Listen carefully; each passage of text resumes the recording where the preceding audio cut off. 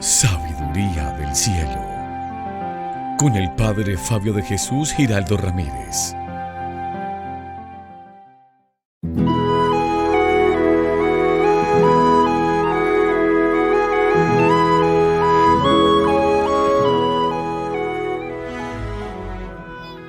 Bienvenidos, queridos amigos, a esta reflexión de la palabra de Dios. Les invito para que meditemos el evangelio de este día, tomado de San Mateo capítulo 7, versículos del 21.24 al 27. En aquel tiempo dijo Jesús a sus discípulos: no todo el que me dice Señor, Señor, entrará en el reino de los cielos, sino el que cumple la voluntad de mi Padre que está en el cielo. El que escucha estas palabras mías y las pone en práctica, se parece a aquel hombre prudente que edificó su casa sobre roca. Cayó la lluvia, se salieron los ríos, soplaron los vientos y descargaron contra la casa, pero no se hundió, porque estaba cimentada sobre roca. El que escucha esas palabras mías y no las pone en práctica, se parece a aquel hombre necio que edificó su casa sobre arena. Cayó la lluvia, se salieron los ríos, soplaron los vientos y rompieron contra la casa y se hundió totalmente. Palabra del Señor. Gloria a ti, Señor Jesús. No todo el que me dice Señor, Señor, entrará en el reino de los cielos, sino el que hace la voluntad de mi Padre que está en los cielos. Son palabras de Jesús en este evangelio. Mis hermanos, el Señor no se conforma con que lo llamemos Señor, Señor. Él pide además de eso que hagamos su santa voluntad. De hecho, cuando nos enseñó en el Padre Nuestro, nos enseñó a decir: hágase tu voluntad en la tierra como en el cielo. Hágase tu voluntad. Muy seguramente todos los días, cuando rezamos al Padre Nuestro, volvemos a decir: hágase tu voluntad. Pero seamos sinceros. Seamos sinceros, hermanos. En la realidad, le tenemos pánico a la voluntad de Dios. Le tenemos miedo a la voluntad de Dios. Le tenemos pavor a la voluntad de Dios. ¿Y saben por qué?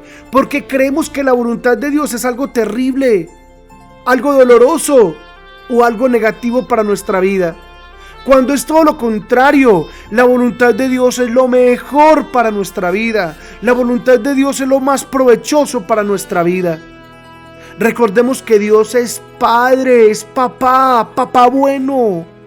Y como Padre bueno no quiere nada malo para sus hijos.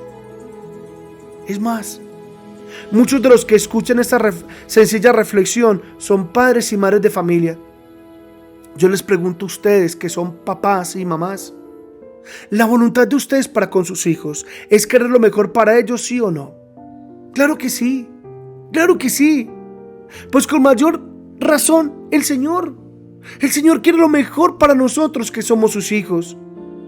Sin embargo, el hombre muchas veces ve la voluntad de Dios con sospecha, con malos ojos, como algo terrible que se le viene para su vida.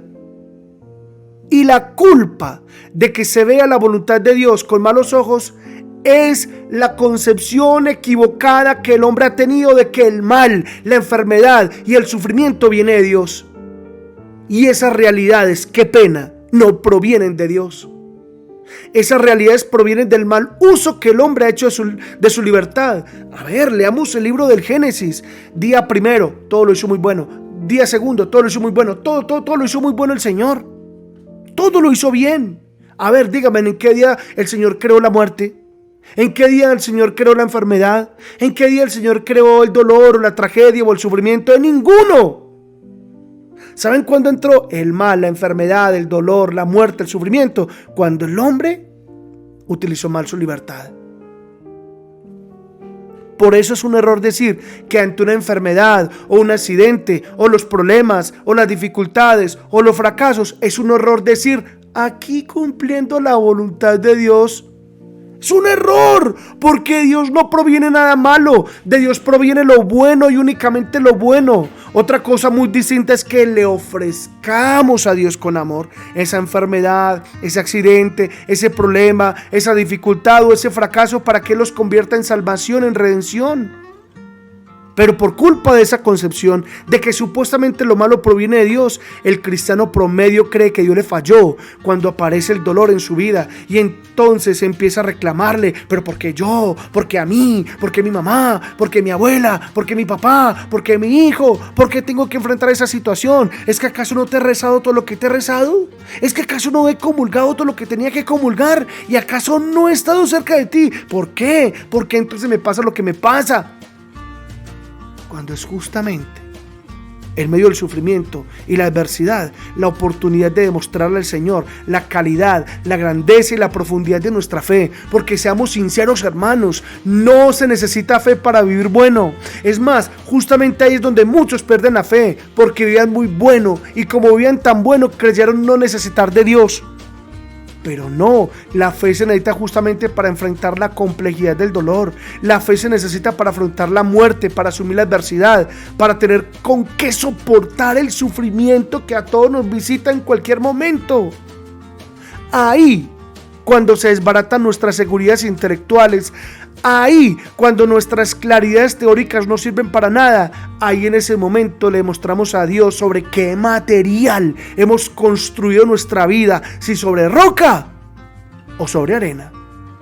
Que el Señor nos bendiga a todos en el nombre del Padre, y del Hijo, y del Espíritu Santo. Amén.